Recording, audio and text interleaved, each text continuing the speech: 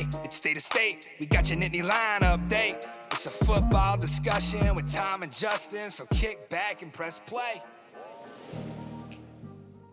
With former Penn State and NFL defensive back Justin King, I'm Tom Hannafin. This is State of State. This podcast is presented by BetOnline. BetOnline is your number one source for all your summer sports this season. Major League Baseball, golf, the NBA, and NHL playoffs especially.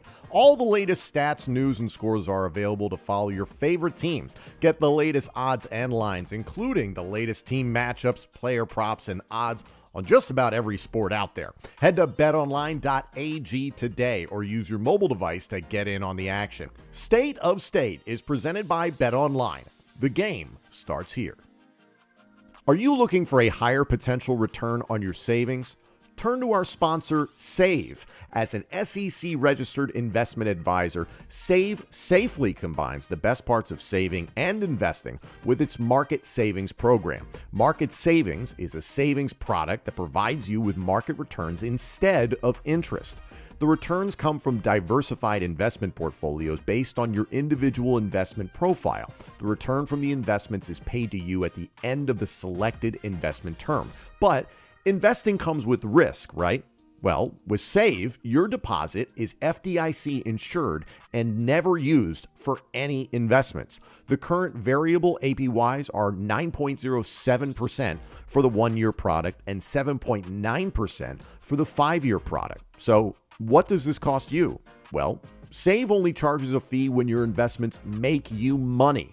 To learn more or to sign up, visit www.joinsave.com/state. That's joinsave.com/state. The link to the website is in the description of this podcast. State of State invites you to join Save.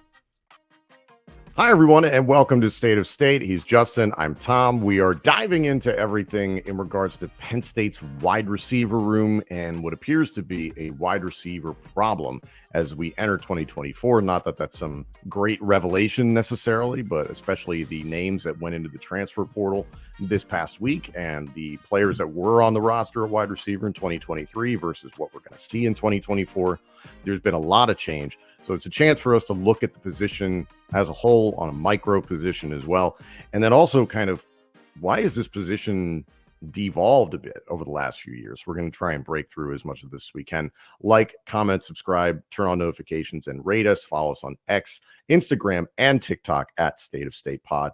Just to round out a piece of news, Justin, from last week, because you and I covered the exodus basically that happened Thursday, put it on episode Friday, and then some more information came out Friday that wide receiver Carmelo Taylor is also into the portal, falls into that category of young players like a King Mack, a London Montgomery, that it was too early to really know what their overall potential was going to be. It felt strong. It felt promising. And the guy's off, hopefully for his sake, for greener pastures and trying to get some playing time. So you can understand that. But now it's a chance to look at the guys that were on the roster in 2023 at wide receiver versus what we got right now. And the departures go like this: Keandre Lambert-Smith to Auburn, Malik Meiga into the portal, Malik McClain into the portal, Carmelo Taylor, who we just mentioned, Christian Driver. I think people forget about that. The son of Donald Driver, who is off to Minnesota now. Mason Stahl, grad transfer, and Jan Mallard. So last two names, unfortunately, nothing really of consequence in terms of starting wide receivers, but still, that's 7 names altogether. And I believe there were 15 scholarship wide receivers at one point, somewhere in that neighborhood. So you've seen some turnover, and it feels like the top 5 for Penn State are pretty solidified now with Wallace, Fleming, Clifford, Evans, and Saunders. That turnover is expected. That churn is expected, Justin, but it's a matter of missing at this position now for a little while. Now that the dust is kind of settled, the transfer portal is closed and nobody else can jump into the portal. How do you feel about the departures, and how do you feel about the room for the remainder of the year? I mean, before the departures, I think there was a question mark on the room and just the production that they had in general last year, whether it's a new receivers coach, new offensive coordinator, new scheme, all those different things kind of play into like a byproduct position like wide receiver, where you're looking at, hey, how am I going to get the ball? Where's my position to play? And all these different things that are being shuffled around. So from the starting point, them being a question mark, all the departures, for me, I mean, from a fan, from a talent evaluator, or just looking at the overall situation, just kind of shrug my shoulders. Sometimes there's like a overemphasis placed on certain guys, and got some younger guys coming in, and we can see what happens. And again, the transfer portal and just the way that we accumulate talent for specific positions is just different nowadays. And we've seen impact from first year starters, freshmen that come in from high school. So with those things being said, like a position like receiver, and got a new offensive coordinator that's supposed to be creative and finding favorable matchups, and getting people in space. Yeah, I mean that's a part of the game. And and if you haven't produced, I just don't really put too much value of you leaving. Just honestly. That's fair. It's all talking about potential and what could be, and if it doesn't get realized in a Penn State uniform, then it doesn't. And it's tough to spend time really thinking about that, worrying about that, lamenting about that in any capacity. I think you bring up a really good point in terms of, you went from Yursich and now to Kotelnicki, and it's still the great unknown with Kotelnicki at Penn State. So that churn in terms of the management of the offense, very, very important. And then specifically looking at Marcus Hagans, I believe it's now a year and a half on the job altogether. In any way, do you feel like this is a reflection on him? A reflection on him, not so much as feels like too early for it to be like, yeah, somebody be like, it's his fault. You know what I mean? I mean, it could be his fault in a positive way, where it's like, hey, these aren't the guys that we need in these positions, based on him taking over the position from the previous receivers coach. So there could be a lot of different things. We're kind of reloading talent at that dynamic position, because it's a very, you think it's an easy position to evaluate, but it's such a preferential position, because there's more than one way to win, right? You can have a guy that has extreme athleticism that doesn't run great routes, and he can be successful. You can have a guy that runs great routes and is not the most athletic within a scheme, and he can be valued depending on this offensive coordinator. Like, so there's so many different avenues. And when you think about that and how they recruit, think about a different receivers coach or a different offensive coordinator, that mentality of the receiver, or that preference of the receiver, you start to have a little bit of disjointment in the collective of guys, right? Of like, is there anybody that's explosive, or is everybody just fitting into the mold of the preference of that receivers coach that runs these technical sound routes, or whatever that might be? So it might be opening up space for, some more dynamic playmakers and things of that nature for how they recruit and moving forward, trying to fill those voids that they've seen in the past. So that could be from a receivers coach, and you got Andy Kotelnicki coming in the spring, installing his offense, and he's seeing what the weapons are. And I'm sure I deal with coaches, like, they know how to send messages to players of like, hey, let's get moving. Maybe not as blunt as a Deion Sanders of hop in the portal, pack your bags, but there's more than one way to be blunt in this business. That's the thing that people need to understand, right? Like all the players go to practice every day, so sometimes that's the writing on the wall. Overall, for me, seeing the names that have departed, and even that late news about Carmelo Taylor just kind of getting added to the pile, I'm not looking at this list and really feeling heartbreak in any way altogether. I'm like, oh yeah, Keandre Lambert-Smith, again, it's like what could have been, flashes of potential, and sometimes a change of scenery can do the trick. I think you and I agree that there were things with Keandre that were strictly neck up issues, and hopefully going to Auburn, those things get corrected for him. Like hoping good things for the individual, that's fine. But still looking at the current wide receiver room, I'm of the mind it's too early for Penn State fans to be like, oh, well, this is Marcus Hagans' fault or anything like that. And even Taylor Stubblefield, the previous wide receiver coach, ousted after a handful of years. And just it feels like since Jahan Dotson left and went into the 2022 NFL draft, there's been a bit of a decline. And it felt like for the entirety of James Franklin's time at Penn State is that it was just an assembly line of number one wide receivers of Godwin, Allen Robinson, KJ Hamler, Jahan Dotson, Parker Washington felt like he was going to be the next one. Nothing against him. He never was that game breaker like all those names I just mentioned, and had some injury problems. So he was probably an outstanding number 2, and he's somebody who's flourished in the National Football League, not necessarily as a 1, but supporting in the ways that he has. So it was just different, but you started to see that decline after Jahan left. Why do you think that has happened? Do you think it's like, the timing of that with, the transfer portal and the NIL becoming major factors, me being the factor? Well, yeah, and I think, like, again, we talk about the inconsistency of coaches at that position, offensive coordinator turnover, the receiver coach turnover, and how they're acquiring talent.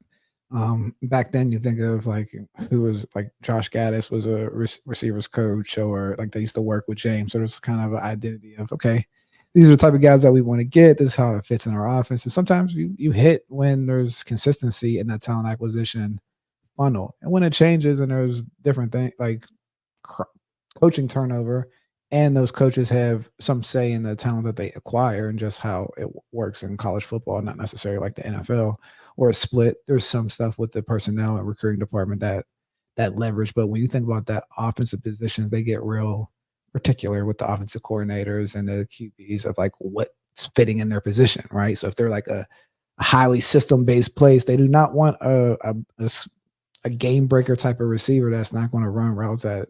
Mm-hmm. This is just the framework of a coach. So when you have those different things, you start collecting talent that's not necessarily cohesive amongst a plan, because the plan is necessarily changing as the coordinator is changing. So I think that's what we're seeing right now from a lack of production from the outside receivers, and just from a talent standpoint, from a similarity standpoint across the board. And, and I think there's still room to grow. And I think time will tell. Do you think that perception of going to Penn State as a wide receiver has changed for high school players in the last few years? I don't think so. I think Penn State has done a poor job branding the receivers. Like all those receivers that you just named, like Chris Godwin, Jahan Dotson, KJ Hamler, like there's not a brand around the receivers, right? Like, linebacker U because LeVar and all these guys, different guys there. And a lot of players benefited off of that name that weren't as good. And they're just a part of linebacker U. And it attracts players like a Michael Parsons that's like, hey, I want to be a part of that thing. So like when you have a branded position, like I'm trying to do with, Lockdown U, you start attracting players and you start seeing what's going out. So when you think of a receiver group, crossover in identity, crossover in philosophy that's coming from that position and acquiring talent, there's success there, but it's all the way through. You start off with Allen Robinson. He was with Bill O'Brien. So like, I don't know if do they continue to promote? Do they continue to promote Allen Robinson as like a big time receiver that comes through and like what's going on from a receiver standpoint? Like, yo, is Penn State a place where I can go shine? And if you look at the evidence based on the receivers that you named from 2015 to 2020, yeah. And like, so the last 4 years, you can kind of toss it up. I mean, Jahan's the 2021, but even a funny story from him. You're very right in the way you're addressing it. And if anything, like I'm thinking, if I'm a high school recruit, top destinations are Ohio State and LSU because it's like they just churn out wide receiver talent. I don't know if Penn State has that same branding and identity at this point. If you're a tight end, going to Penn State makes a ton of sense. And that's something James Franklin wants. He's put that out there for a long time. He wants to collect tight ends. He wants physical mismatches. But why do you say that, right? Because I could think of KJ Hamler was a second-round draft pick. Jahan Dotson was a rookie, first-round draft pick, and had a great rookie season. Allen Robinson was a first-round draft pick. So there's 2 first-round draft picks in the past 5 years from that position versus the tight end position. You got Gesicki, and that's kind of it. Versus like, the guys that are playing now in the league, they're doing well, but they weren't super high draft picks. True. Good point.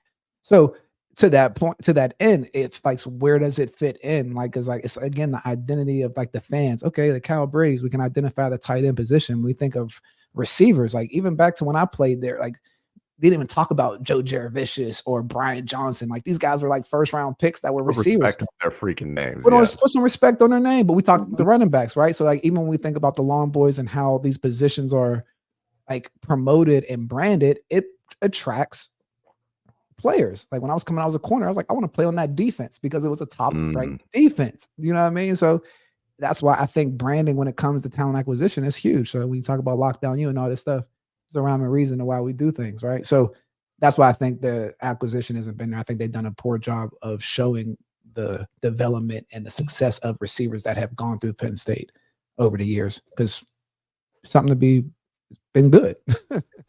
State of State is a proud supporter of Blue White Outfitters. Blue White Outfitters was created as a retail shop meant to highlight the confidence, competitiveness, and fearlessness of the elite athletes found throughout the history of Penn State University. Check out their Lockdown U and Lawn Boys merchandise today. All sales from Blue White Outfitters directly benefit Penn State student athletes. Visit www.bluewhiteoutfitters.com today. It's been great. That's the head scratch about the situation we're in now. Is the room doesn't feel great. It could be very good, but it remains to be seen. Looking at Trey Wallace individually, it seems like the feeling coming out of the program is he's the number one wide receiver. When you've watched his game over the years, what are elements of his game that you like and think that separate him from the rest of the pack right now? I mean, his catch radius, his ability to win the one-on-one matchup, I think, is the immediate thing that separates him from the rest of the guys. But I mean, again, he hasn't had the production that to just kind of crown him from that standpoint. So I'm still in the wait and see with him as well. So yeah, he has the skills, and that's the thing about receivers. And again, all these different type of things, it can look pretty until get out there and produce and beat the one-on-one matchup, put up some numbers, and go from that standpoint. So I don't know. I'm kind of telling them hard on receivers because there's so many of them, and it's like they're the special ones. You find them, you cherish them. Like I remember like recruiting John Dotson. He was committed to UCLA for Chip Kelly first, and he let him go, right? And so it's like he wasn't like a highly touted receiver, but the way that he moves was very unique. He was explosive. He was smooth. He had catch rate. I remember him even questioning if he could play at Penn State at one point. And to the fact that like see where that progressed and where he became, it's just a dynamic position that where you have to really nail it at that talent acquisition standpoint, and finding dynamic playmakers is the key. Trey has a real big opportunity this year. And the same thing with Julian Fleming.